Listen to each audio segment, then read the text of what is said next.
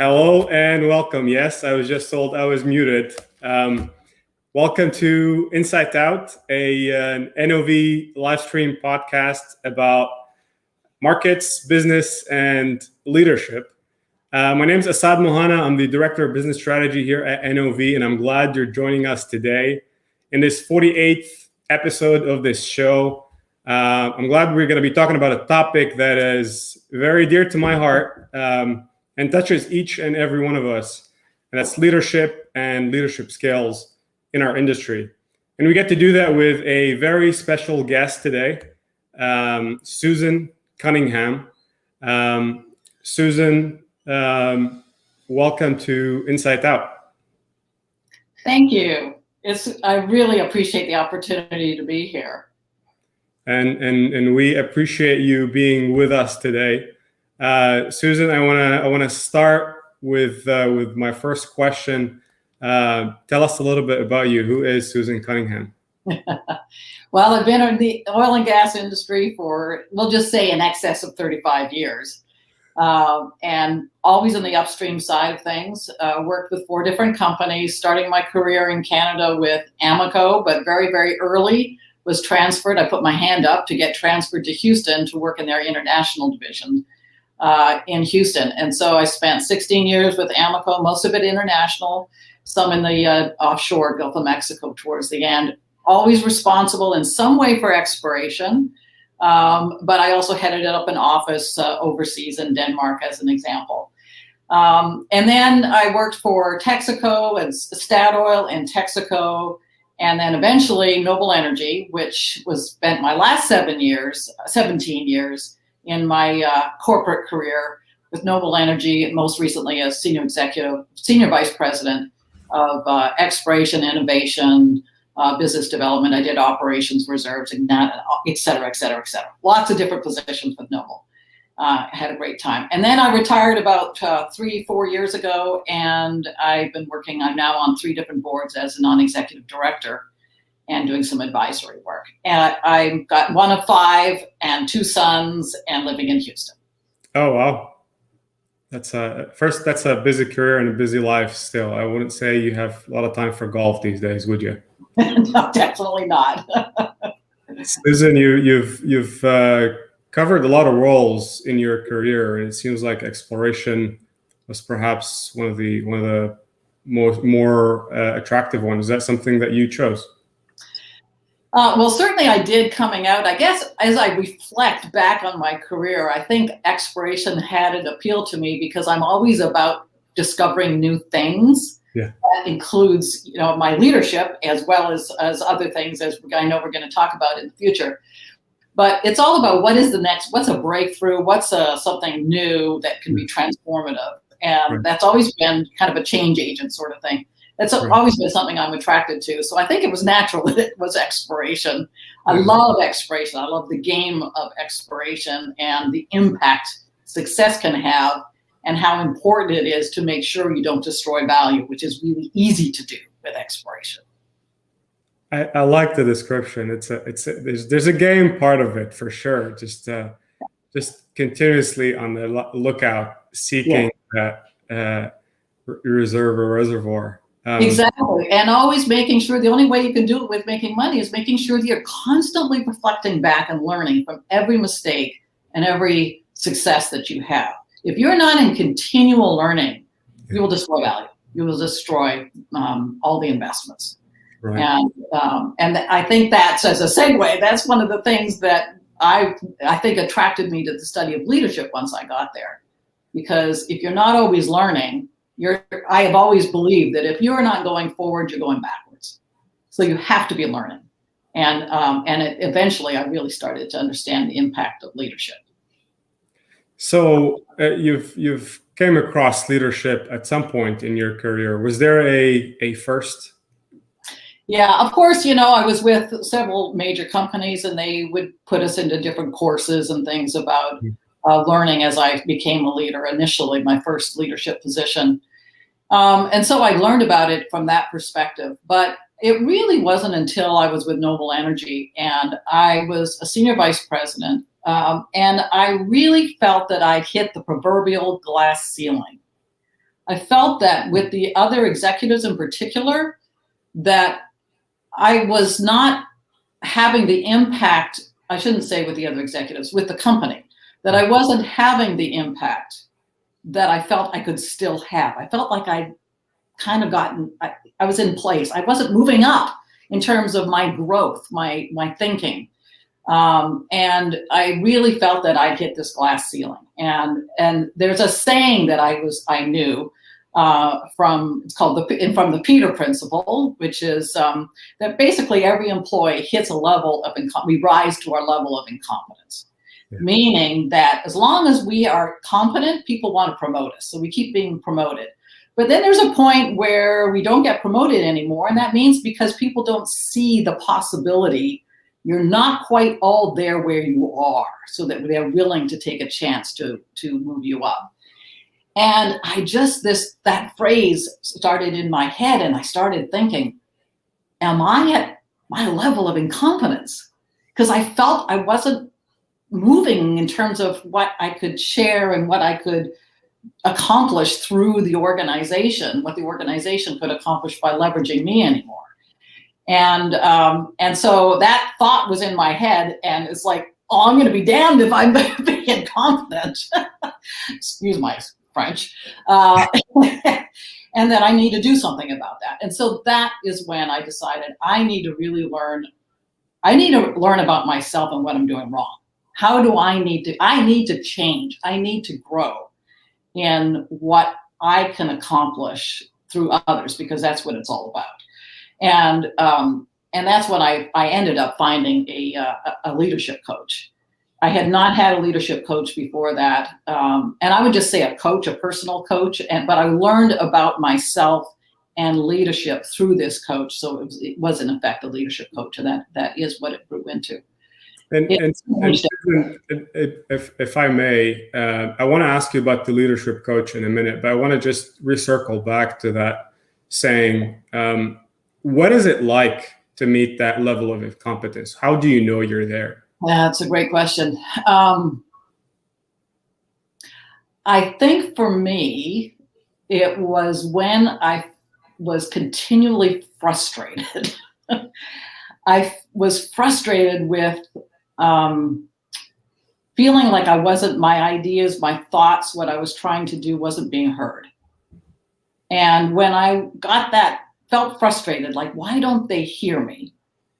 My instinct was to tell them things. And and because in my head, I was thinking, why can't they see this?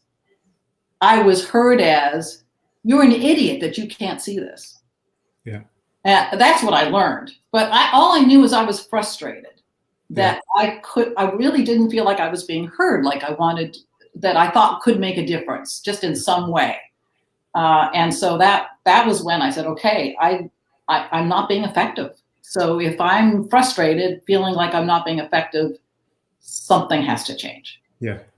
You start blaming things and people and organizations, and it's just everything. Everybody's to blame.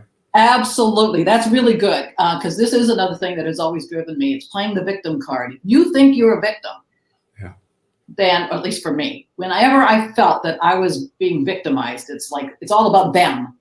Then I realized, no, it's all about me. I have to learn. So why leadership? I mean, we talked about, yes, it's important, and there's a ceiling, and it just doesn't feel well when you're there. But why does everybody need to know about this? There's a common thought that there are natural leaders, and you're either born a leader or you're not. I bought into that. I didn't learn about leadership really at all. I knew about personality, taking business models of personalities and tools to be a leader. But tools are not really about learning what it really takes to be an effective leader. And so it was when I started to purposely study this, because I felt that I needed to change. So once I got to that point of saying, I'm not being as effective as I want to be, which means I can't help the company I'm working for or the people around me be the best, that I've flattened out. And who wants that? So it wasn't until I realized that and then started to study it that I learned what it takes to be a good leader.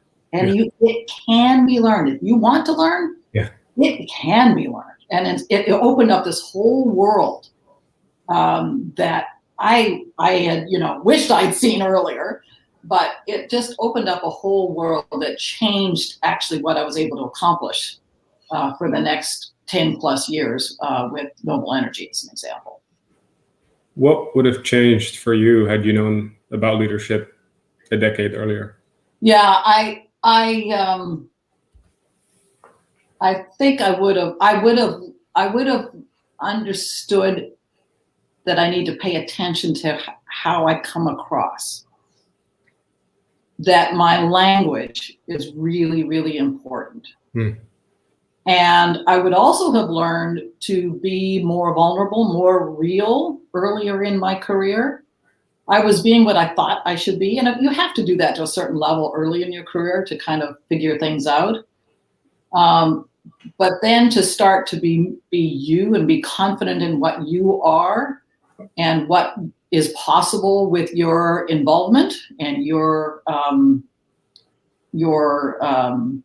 sense of purpose.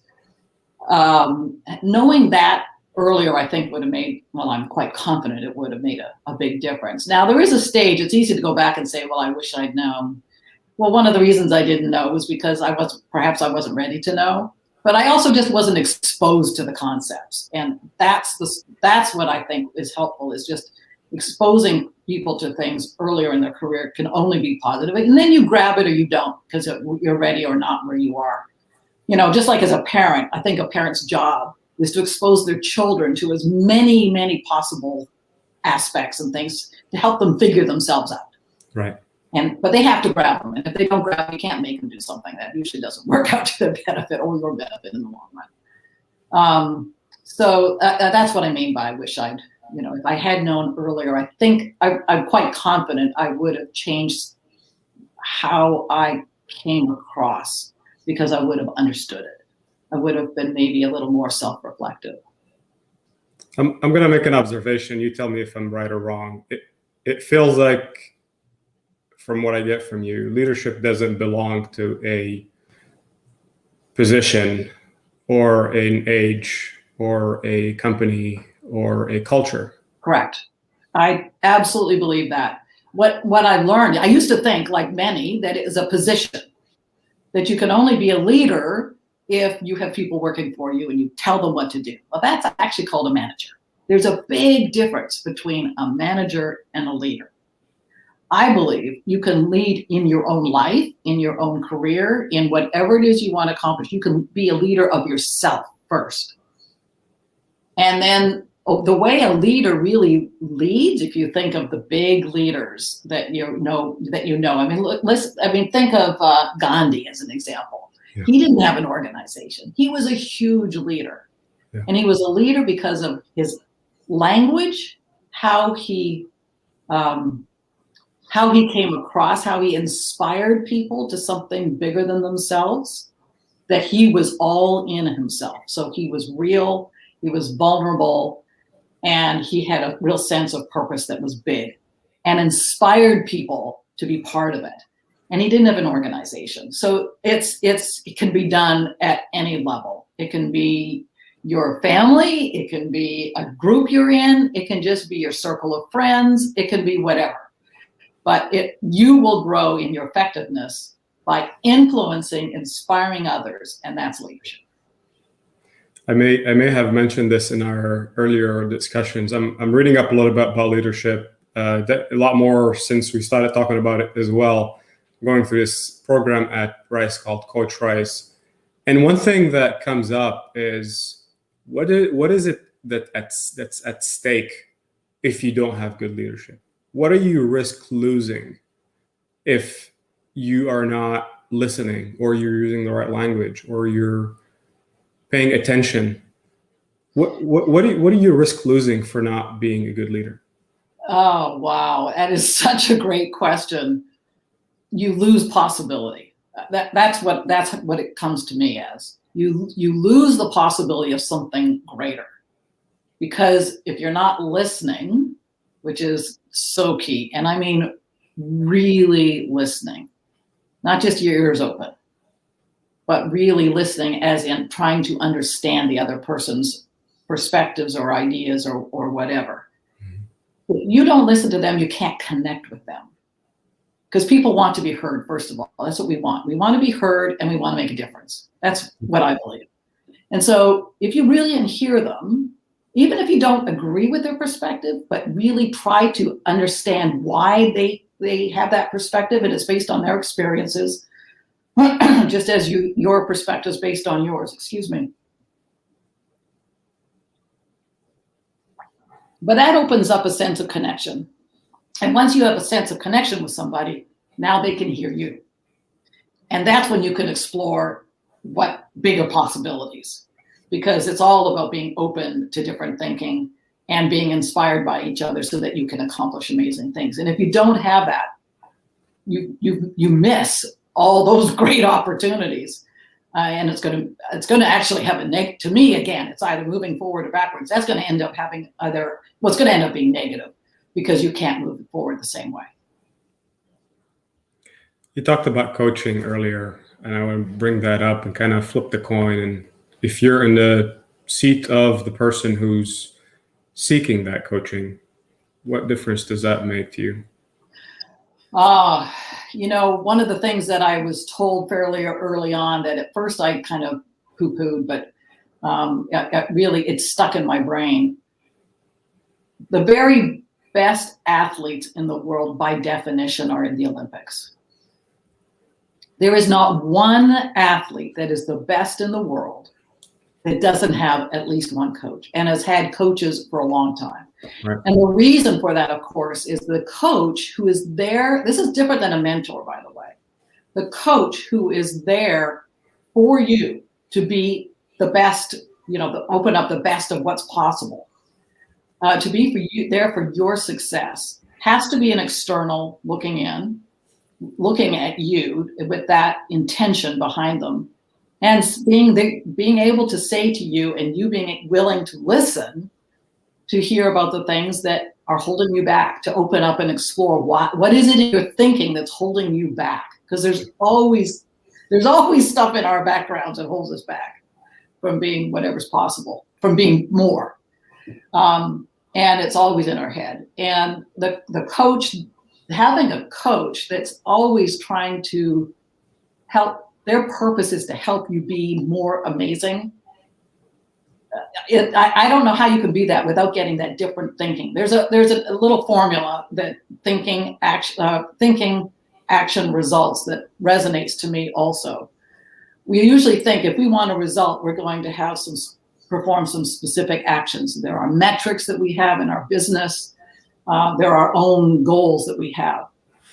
And if we don't get those results, we think we need to change the actions. And of course, that makes sense.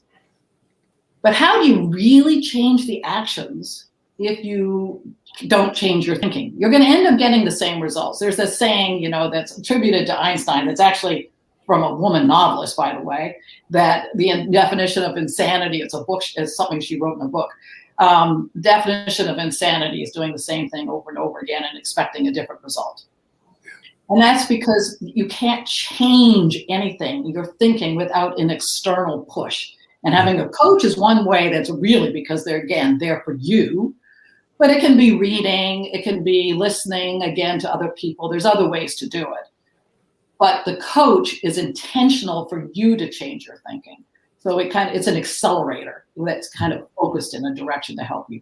But you have to be open to change your thinking if you want to change your outcomes. And I can't agree anymore, Susan. My coaching experience through the Coach Rest program has been literally transformational. I mean, just sitting in front of somebody, and I mean, you're basically doing 90% of the talking in these things, and all they're doing is just nudging you in the right direction so that you decide what you want to achieve and how you want to achieve it, and what is it going to take. Yeah, it's amazing the power of just somebody sitting there and opening up that brain, Exactly. letting you get to the conclusions. Well, and one of it is by actually that environment where we are given permission and have the time and the focus to open up to actually share our thinking. Because by you're doing the talking, you're actually exploring yourself in the logic of your thought process. It's like writing something down. Right. And so it actually, and it's just an opportunity to open things up that we usually don't have or we don't take. How does this relate to our industry? Well, we're in such a, this industry is constantly in change. Constantly in change. Okay. Just by definition of the business we're in, which is a commodity that's constantly in change because of the supply, demand, and all the rest of it that we know. And every time we always think this current change we're in is so different than the others. Right. And it is. But then we also think in some ways, well, it's just what happens and we know what to do. But we don't, because it's always different. So to be able to be successful in this, really successful in this industry, and I mean the importance of this industry, also in being successful in society, so the business of it. I think really understanding that our environment around us is constantly changing and that we really need to listen and to really hear what society is telling us. Perhaps in a different way, although I think if we'd done this earlier, it would have made a big impact too. But I think part of our volatility is we don't do that. We tend to think we know our business, we know how it works, and so since most of our communities and society doesn't know how it works, we have traditionally felt that we just need to educate people, and so that they understand why they're wrong and why we know how to manage the business. And if you ever sit down with someone and have a certain perspective that you know is different than someone across the table, and they come in and educate you. Mm-hmm. I don't know about you, but I can feel that they're telling me I'm stupid. Right. And that I need to be educated to understand.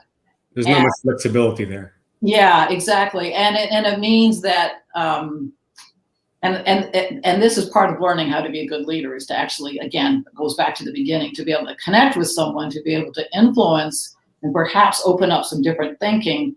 You actually need to connect with them, not educate them. You need to share what you know and really listen.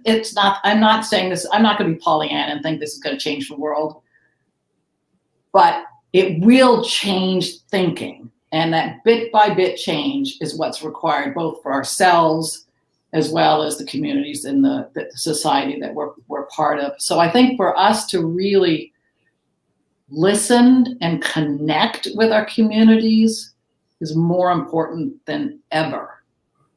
And that's by definition being vulnerable and being open and then sharing what you know rather than telling people what they need to know. And that's a huge shift. I mean, to move from telling to sharing, that's not an easy programming or just a change of phrasing. It's a change of mindset. It really is, because we do understand our industry. We are experts, right? Those in our industry know it, so therefore we're experts. And most people don't know. So you go into that expertise model very quickly, mindset of telling people what it is. And again, if we don't take the time to connect with somebody so they can actually hear you, and the way you hear is by someone sharing their thinking rather than being told, unless people want or asking questions, that's totally different. But that's that connection. Now it's asking questions, so now you can tell. But to go in with the intention of telling and explaining ourselves to others means it's all about us and not about us actually hearing them and being part of that community. And so that they can actually hear you. I don't know how, there's so many different ways it comes true, but it's so hard to do. Are there lessons from the boom and bust of shale, or the cycle of shale that we've seen in leadership? Yeah. I mean, clearly we all know that when shale, unconventionals, I call them, because it's not just shale, it's geologist, I know this. Yeah, no, I should be careful. Yeah. It's tight rocks, we'll just say that. Yeah. It's that we all know that there was this whole, when it opened up as something that people believed in, all this capital came in because people wanted to believe that it was, and I mean investors and analysts wanted to believe that oil and gas was easy now and it didn't need to be cyclical. And all we needed to do was just drill these wells where we knew the hydrocarbons were and frack them, and we could turn them on and off with commodity, and like, this is amazing. But the challenge of it is that just with basic physics, if you're putting a lot of energy into something, and our energy out is our hydrocarbons for energy, that you need to make sure you're pulling out more energy than you're putting in. And that translates through costs in all different ways. And that's always been the challenge, is that it takes so much energy to break up rock. You've got to get energy out. I think we all wanted to believe in many ways that this was true, but many knew that this was far more challenging than that simple model. And, really understand. I think we became our worst enemies. And so we got the boom and bust bigger than ever. And really, again, maybe engaging in a different way with our investors and our communities, because people got afraid of what it was all about, which actually afraid of drinking water issues and, contamination and all those sorts of things, which also didn't help our industry in terms of activism and pushback from our communities. And in many ways, it ended up being in creating really, really big challenges to us. Now, this is all hindsight to look at it, but at the time, many in the industry knew that this was far more challenging than investors realized. Right. And, by, again, engaging in a different way as leaders, perhaps we can prevent some of this going off the rails in the future. That's right. Yeah, it felt too good to be true. Just how it started and how much capital was going in, and companies were making money. Exactly. And if there's another saying, if it feels like it's too good to be true, it is. Yeah, right. And then how today we find ourselves having to reimagine ourselves, redesign, restructure to accommodate with the truth that we've known for a long time. That's right. Now, that's correct. And of course, the technology has continued to improve because there was a lot of desire to make this be true. Right. And so there's been a lot of technology, and certainly we understand it in a different way. And you can be profitable if you, again, have the right formulas. Kind of one of those things I learned from my exploration experience. But so much value was created, but so much was destroyed in the process. Right. Yeah, and we've seen that in the last year with so much write-offs and bankruptcies, etc. Susan, does leadership have a role in our recovery now? Yes. Again, we need to be. Oh, I'm telling. See, there we go. That's how hard it is. I believe. Yeah, okay. I see the difference. Okay. I believe that we're in danger of continuing to say the things because we think we need to say them, which makes things true. And really, again, engaging and listening, and then creating a future that incorporates what we know, and as well as the perspective of others is really what's required. Now that sounds, I mean, how do you translate that into practicalities? It's easy to say these big things in terms, what's like some examples or some practicalities.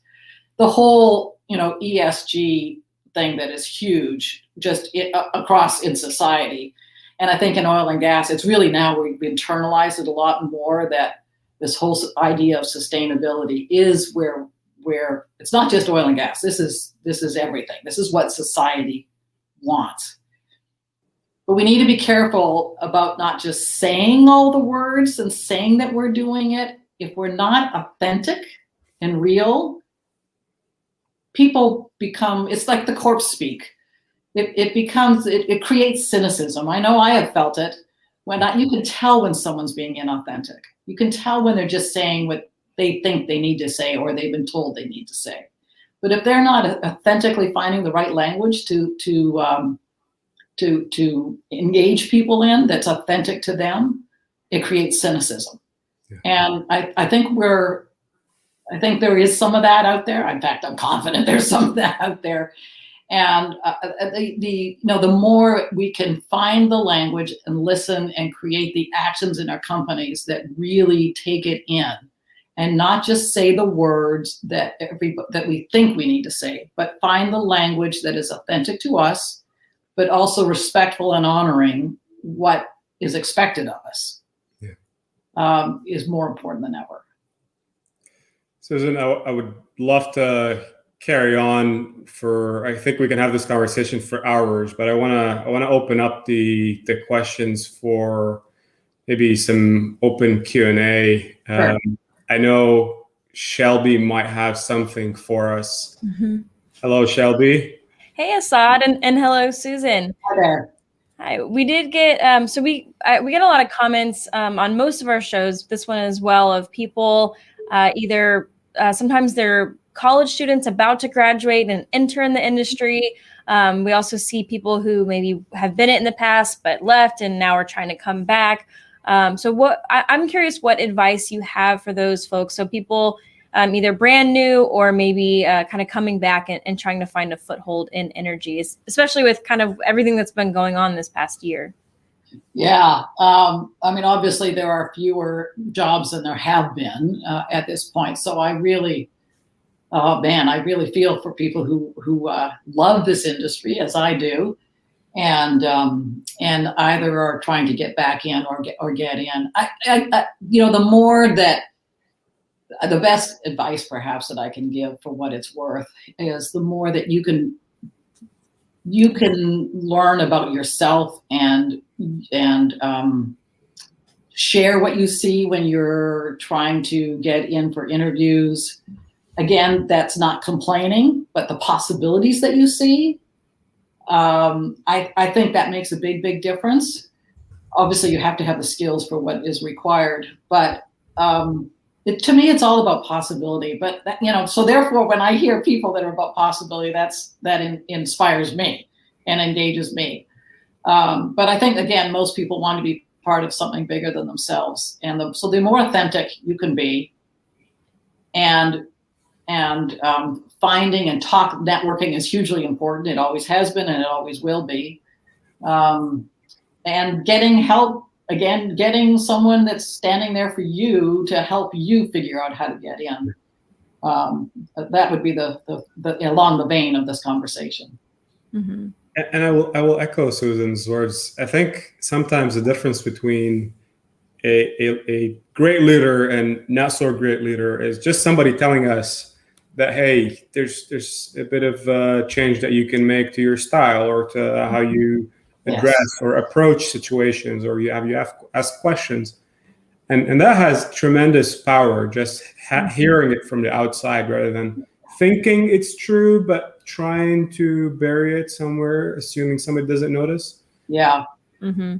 Yeah. So I think my go-to is my mom will always give me honest opinion. She also is my biggest cheerleader, but she is first in line to go, that was great. maybe. You might want to think about this. Yeah, I love it. That's why I go to her. Yeah, So I exactly. want to ask you another question. This Monday is International Women's Day. And I know for me as a female in energy, I've now been in the industry about 3 years. So still, I'd say at the beginning of the career. But I was just curious if you have any advice for really at any point in their career, but kind of women in energy, trying to make a space for them. Wow, I could talk another 2 hours on this topic.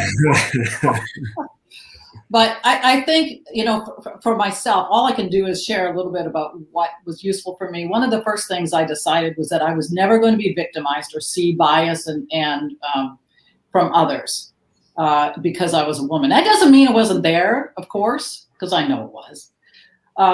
But every time I felt that would make me a victim, and that would diminish my possibility. And so I just decided I'm not going to see it. And so when I did, I just say, nope, out of here.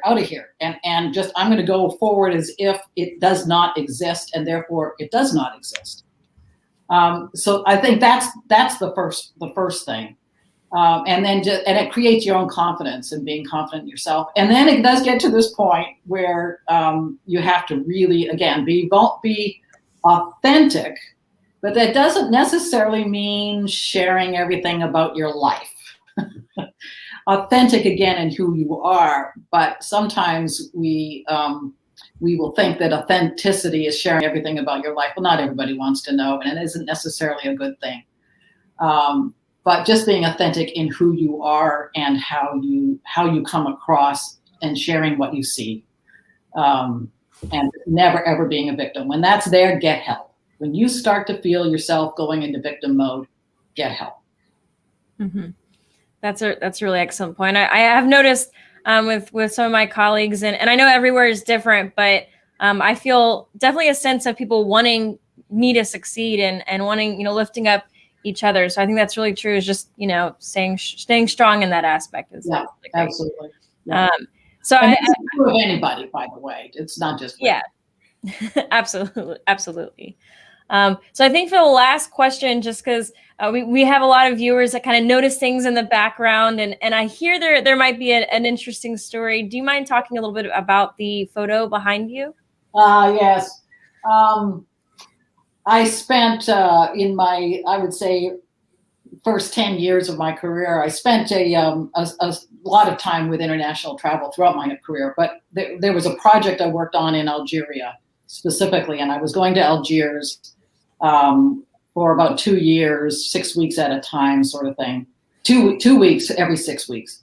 Mm-hmm. And as the project wound down, I was there with a team, and we were doing some analysis and working with the government Sonatrach. I wanted to have some kind of memento of this whole project and my whole time, because I loved it there. And I found this shop in Algiers, and it was a photographer. It could have been in New York. Everything was handmade. And this was a picture he took of a woman in the Sahel. And she just spoke to me, and I never, ever get tired of that picture. And at the time, I suspect a lot. I think I felt like she was significantly younger than me, or the same age, but looked really wise. Really had wise maybe is not the right word, but a strength, and had seen a lot. Mm-hmm. And was just a really strong woman. So that's the story. It's a good story. Mm-hmm. Absolutely. and it shows your early attention to people and individuals, and mm-hmm. which really ties up into, no organization can be good without good people and good leaders. So. Absolutely. And by the way, every organization thinks they have the best people, and every organization probably does, but really do if they have an environment such that those people can be so inspired by what they can accomplish. Yes. That's when it really comes through. And she inspired me. Yeah. Well, thank you, Shelby, and to the audience for the Q&A. Susan, I do have one or two more questions before we wrap up. For the generation that's coming in and that's hearing things about leadership they only thought they should be addressing at the later stage in their careers, these are folks that have probably gotten some sort of a technical formation or education, and then are perhaps maybe considering business skills before going into leadership. If they had a big basket of these, three pillars or colors of education they can get: technical, business, and leadership, how would you arrange, dissect, fit in? Well, depending on your interest, first of all, it's got to be technical versus business. I started off obviously technical, and I became much more interested in business with time. So I think the combination depending on what you want to accomplish, is that some kind of combination is ideal. But again, leadership is not about having people report to you. You can accomplish great things as a good leader with people reporting to you. But leadership is really about how you make a difference with yourself. And there's lots of different ways of doing that. And so I'm actually becoming more and more interested in how do, in the technical side in particular, but I think this is true of business. How do we help technical people who are learning and honing in on their technical craft, to also explore leadership within that context? I mean, the more we can have technical leaders, and I don't mean leaders of technical work, but of course that's there too, but people that really understand leadership, that are technically minded and come from that background as well as business, that just is going to be is really important. So the more you can look into understand it, but the hard part is a lot of what we think of as leadership are tools.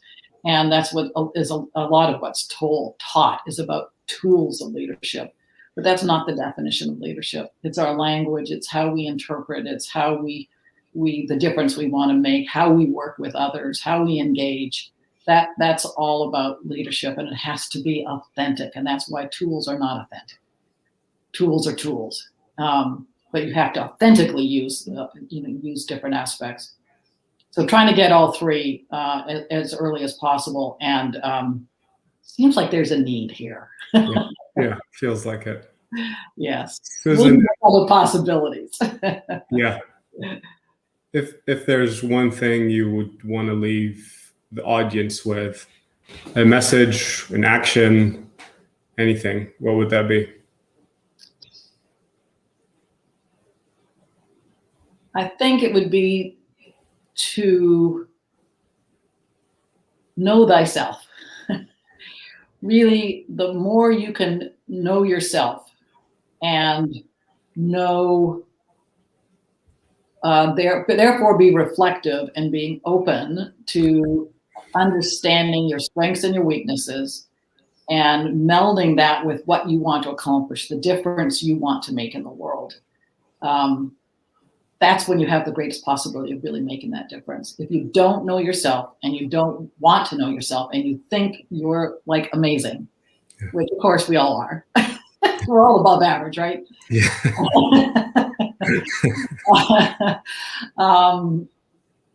That without some humbleness, you're not going to accomplish what you can accomplish. It's a powerful message right there. Humbleness, vulnerability, and communication, it sounds like, are a good place to start. Yeah. Susan, I think many would agree this was a very, very insightful conversation. I haven't had enough. I think I can go on and on talking about this topic, and you certainly make it very interesting.